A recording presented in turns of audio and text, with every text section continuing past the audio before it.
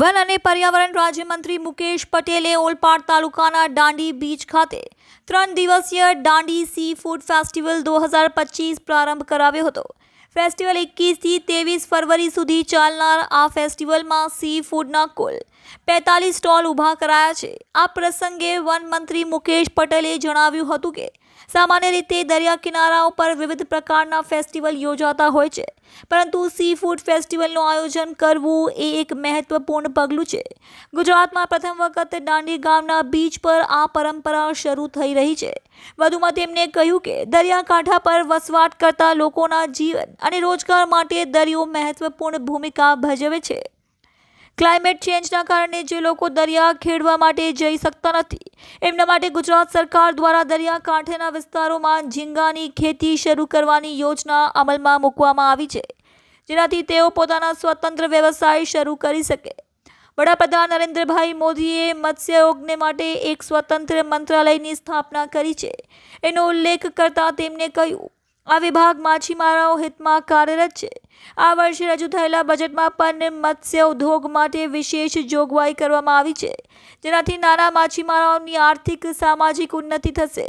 આ પ્રસંગે સુરત મત્સ્ય ઉદ્યોગ વિભાગના ડેપ્યુટી ડિરેક્ટર કિરીટ આર પટની, સીબા નિયામક કુલદીપભાઈ લાલ, મત્સ્ય ઉદ્યોગ નાયબ નિયામક બિંદુબેન પટેલ, અગ્રણીઓ કુલદીપ સિંઘ અને અંકુર પટેલ, સુરત ડિસ્ટ્રિક્ટ એગ્રીકલ્ચર એસોસિએશનના પ્રમુખ પ્રદીપભાઈ નાવેક, કોર્પોરેટર સર્વ કૃણાલભાઈ સેલર, અશોકભાઈ રાંદેરિયા સહિત મોટી સંખ્યામાં નાગરિકો પ્રવાસીઓ ઉપસ્થિત રહ્યા હતા। ઓલપાડ તાલુકાના દાંડી ગામે ગુજરાતમાં પહેલીવાર સી ફૂડ ફેસ્ટિવલ થઈ રહ્યો છે। આ સી ફૂડ ફેસ્ટિવલ પાછળનું કારણ એ છે કે મુખ્ય ઉદ્દેશ્ય એ છે કે દાંડી ગામ જે ઓલપાડ તાલુકાનું છે, દાંડી ગામના દરિયા કિનારાનો વિકાસ થાય, અહીંયાના માછીમાર સમાજ મોટી સંખ્યામાં હોય છે, તે સમાજનો એક રોજગારી મળે અને આ સમાજ પણ ઇકોનોમિકલી આગળ આવે, તે હેતુ છે મુખ્ય ઉદ્દેશ્ય।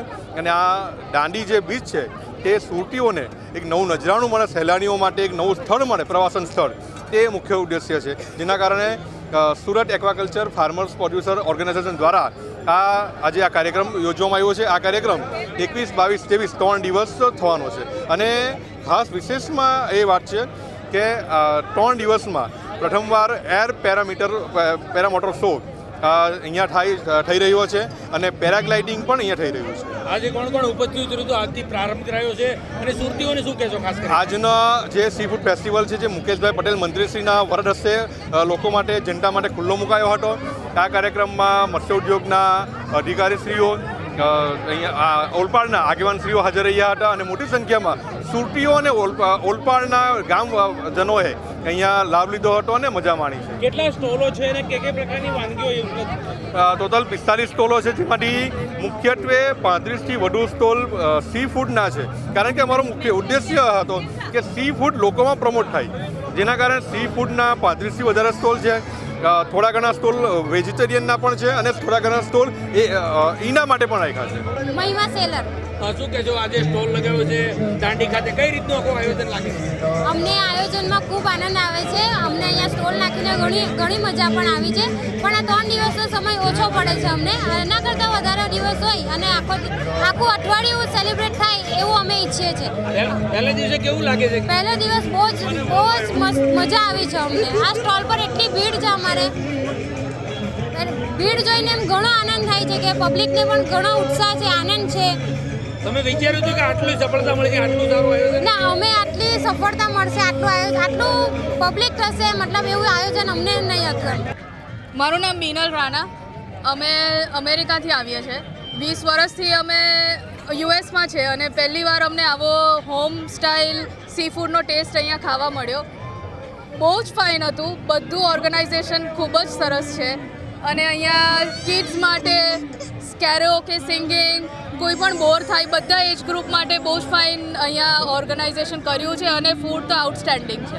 તમને ક્યારે ખબર પડી કે આ ફેસ્ટિવલ છે આજે? અમે ઇન્સ્ટાગ્રામ પર જોયું 2 દિવસ પહેલાં અને સ્પેશિયલી અમે બધું અમારું અરેન્જમેન્ટ કરીને આજે અહીંયા સ્પેશિયલ આવ્યા છે। ગુજરાતમાં કઈ જગ્યાએ રહો? અમે રહીએ છીએ સુરત, બિલ્લીમોરાથી અમે મેરેજમાં આવ્યા હતા પણ અહીંયા અમે સ્પેશિયલ આવ્યા છીએ। ખાસ કરીને ફૂડ વિશે શું કહેશો સુરતના? સુરતનું ફૂડ એટલે સૌથી બેસ્ટ, તમને બીજે કશે નહીં મળે અને અમે લિસ્ટ બનાવીને આવ્યા હતા પણ અમારી બધી વિશેષ અહીંયા પૂરી થઈ ગઈ ફૂડ ખાવા માટે.